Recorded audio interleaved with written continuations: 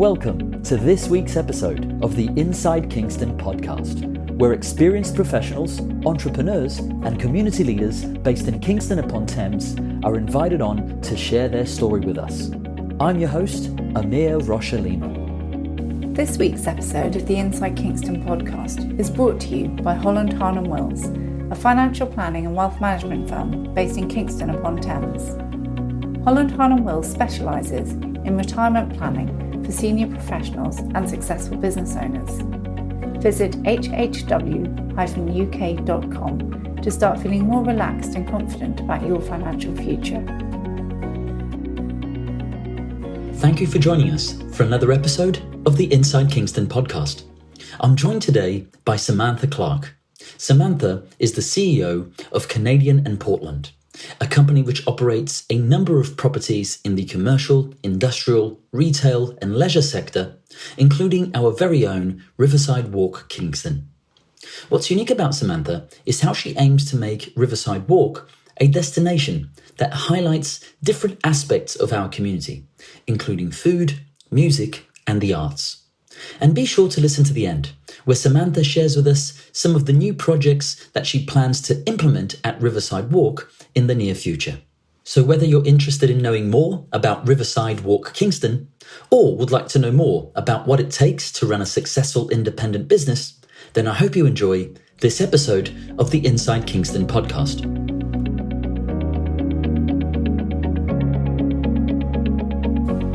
Welcome, Samantha Clark, to the Inside Kingston Podcast.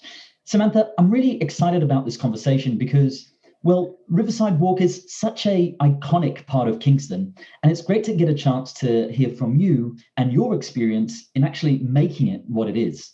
But to kick off this conversation, I'd like to go back in time, if that's okay. So, Samantha, where did you grow up? I grew up, first of all, I was in a town called Orpington. I don't come from anywhere near Kingston. I'm from the other side of the M25. And then when I was about 13, we moved to a village called Mepham, where my mum and dad were publicans. So I grew up in a pub, basically, until I left when I was about 25. So that was quite an experience, but has set me in good stead, I think, for dealing with people and talking to people. So, and I bet growing up around and in a sort of village pub, from what you mentioned, I mean, a village pub is really sometimes, well, a lot of the times, the centre of a community, isn't it? Together with the church, maybe it's about it, really, isn't it? It is. Generally, most people are in the village. And so we went to the church as well. So that covered all bases, really. Oh, wow. Really interesting, really cool. And Samantha, did you go to university? And if so, what did you study? I went to what was then Thames Poly. I think it's now Greenwich University. Yep. It sounds much nicer like that. And I studied estate management, which was a mistake. All right. I thought I was going to be a building surveyor, and I enrolled on this particular course, and it took me about a year to realise actually this is the wrong course. I'm not going to end up being a building surveyor doing this. But by then I was enjoying that course so much better than the building surveying course, so I decided to stick with it, and that's why I ended up as a general practice surveyor. That sounds really interesting. And could you tell us a little bit about your career journey before you started running Riverside Walk? Mm-hmm. Well, I came out of university in a very difficult time. There weren't many jobs around, probably a very similar environment to graduates who are coming out this year. And I managed to get a job with a very small practice where I was due to be an investment apprentice, but because the market was so poor, there wasn't a lot of investment going on, and I ended up specialising in management. I stayed there until about 1993, just doing all different sorts of bits and pieces, really. But then I went on to work for a company called Speciality Shops, and that was where my love of retail and restaurants really began, because they had a mix of specialty arcades, some large centres in Leeds, from shopping centres at London Victoria Station, that was sort of the busiest, to a small little tourist centre up in Kendal. And you had to get to know your tenants, from the smallest little souvenir shop through to fashion retailers, all different types of restaurants, through to the big multiples that were in London. And the workings of a shopping centre, I just found so interesting and engaging, from, dealing with the tenants, the marketing, the management of it. And that's where I really got into this sort of sphere. Yeah, and I find it fascinating because we were just talking before we started recording. I think a lot of folks, me included, sometimes having such a good time in a shopping area or a shopping or a sort of a strip that attracts a particular number of footfall in a weekend because it's just a nice location, that we forget that there's so much that goes on to make said place a nice place for people to visit. So bringing this conversation to the present, could you tell us a little bit more about Riverside Walk Kingston today? Mm-hmm. Well, some of your listeners might remember it before we bought it we bought it back in 2006. And at that time, it was quite a bleak stretch along the river.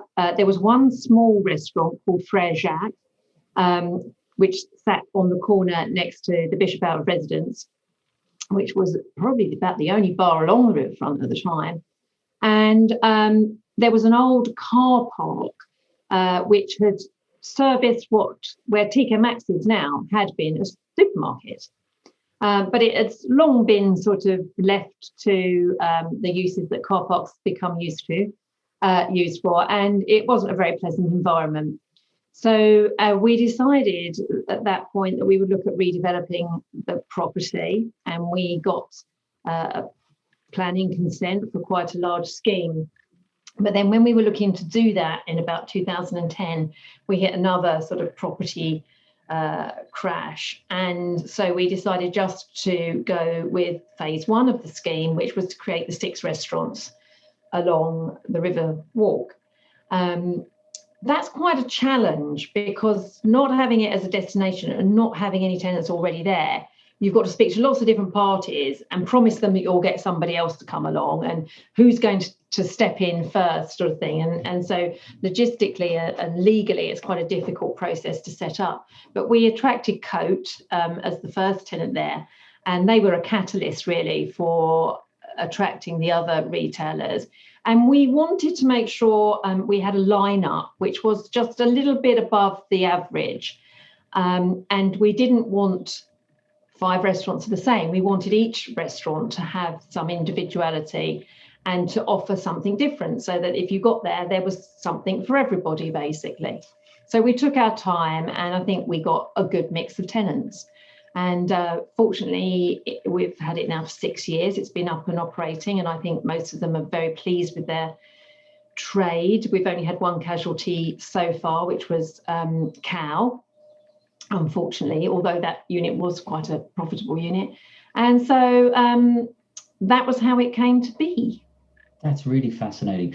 And look, I'll speak from a point of view of being completely biased, because pre-COVID, of course, given that our business is literally on the other side of the river, I've entertained professional connections, clients, in definitely one of those 5 or 6 restaurants many a time, because it's just so pleasant to be on a nice day outside in front of the river, such a beautiful part of the world. As you said, you can't really get bored because there's a great variety of restaurants there.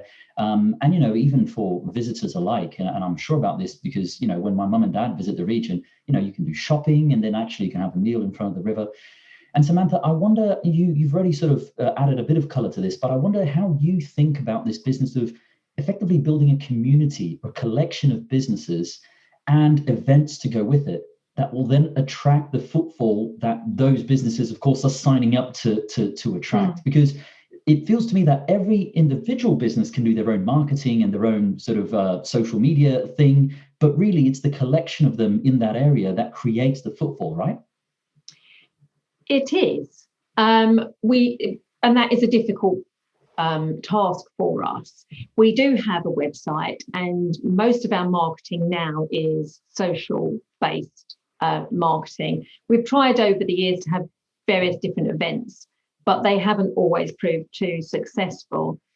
Going forward, we would like to create some more cultural events. And we've already got the artwork in terms of the screens, which are MyBridge features, but we're hoping to have an art installation in the Undercroft, which runs up to Bishop's Hall and then on to the market, once life returns to some normality, and we can actually attract crowds. It's quite difficult to launch something when you're not allowed to have too many people there. And we've bought a boat, which you may have seen along the river, which hopefully we will be able to have some live events on top of, because our problem with Riverside, if you've ever been down there in the summer, is a very busy place. Very busy. And we don't have a lot of space to have anybody singing or anything performing. And we're quite interested in sort of that cultural arts side of things in Kingston. And over the years, we've done lots of stuff with creative youth, and we'd like to do some more with them. We're quite interested in being involved in the cultural scene within Kingston, and we've always been involved with creative youth. And going forward, they've got their Factories of Futures, which is going to be housed in the old historic remains underneath John Lewis. Wow. And that sits between us, and there's this Undercroft Bridge which goes under the Kingston Bridge, which has always been sort of a dark and miserable area. And hopefully between them and us, we can enliven that area and elongate the stretch of Riverside, which is for the enjoyment of the community at large. Yeah, that's really cool. And I'm really looking forward to seeing what you guys do on that front. Samantha, may I ask you how COVID has impacted your business, and what are some of the things that you and perhaps the restaurants that are there, what are some of the things that they've been able to do to continue operating, or at least making sure that they're front of mind for when people do get a chance to go back out, they remember, oh, that strip of Kingston there is a really nice place to be? All of our restaurants reopened during the summer when they were able to, and they traded very, very well, which was good news that people hadn't forgotten where we were. Some of the tenants in the first lockdown did takeaways and are doing so again this lockdown, which I think does keep them in the forefront of people's minds for when they're allowed to open. But I'd imagine most of them are looking forward to next week when they can open again. It's been a very difficult time, and obviously coming out of this lockdown will be different to in the summer, because a lot of our trade is for outside seating. And I think with COVID-19, that's where people feel comfortable. This is one of the areas where we have been debating over the years of this sort of, do you enclose your outside seating to make it more usable in the winter?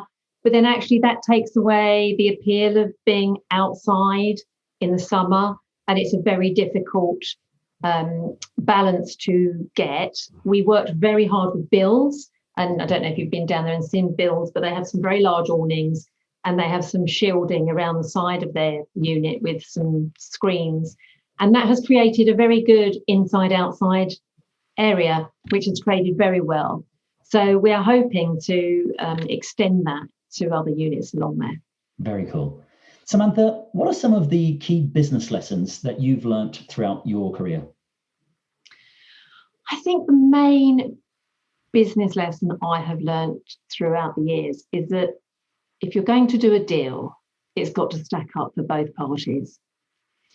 And coming and always looking at what the other side will be wants out of it, and how you get to a place where you both get what you want out of it, is the way to get a deal done.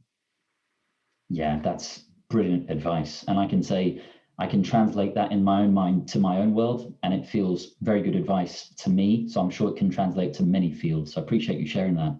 When you look back at your career journey to date, what are you most proud of? It goes back to the last question. I think every deal you do, you're quite proud of. If you can come to a situation where everybody's happy, you're proud of it.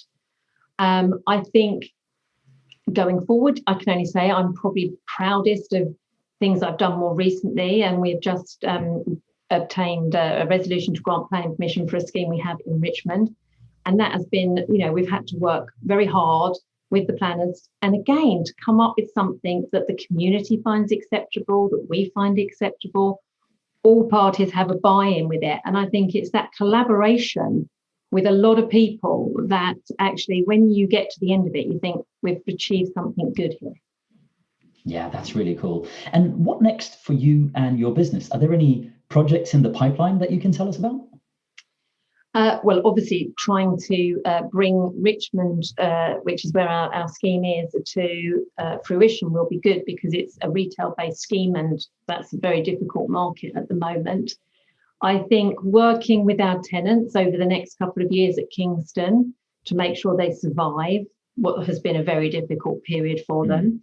We have aspirations at Kingston to create some more restaurants there if we can. Once we've stabilised the ones we have, which will be very exciting, I think, and will sort of finish off the building and give us a better presence as you come across the Kingston Bridge. And I think it will give people something to be proud of. That's really cool. Exciting times ahead. Hopefully. As we start to wrap up, I'd like to ask you a few quick fire questions that our listeners are always interested in. So Samantha, what do you do to relax outside of the office? Well, I have a horse, and either looking after the horse or riding the horse takes quite a lot of my time. I bet, but it's a really cool hobby, actually. I really enjoy spending some time riding horses as well. So awesome. Are there any books that you've recently read that you'd recommend to our listeners? I don't get much time to read once I've got all sort of business journals and everything out of the way. But my daughter went off to university last year, and that was quite difficult for me personally. And somebody gave me a book which was called Who Moved My Cheese?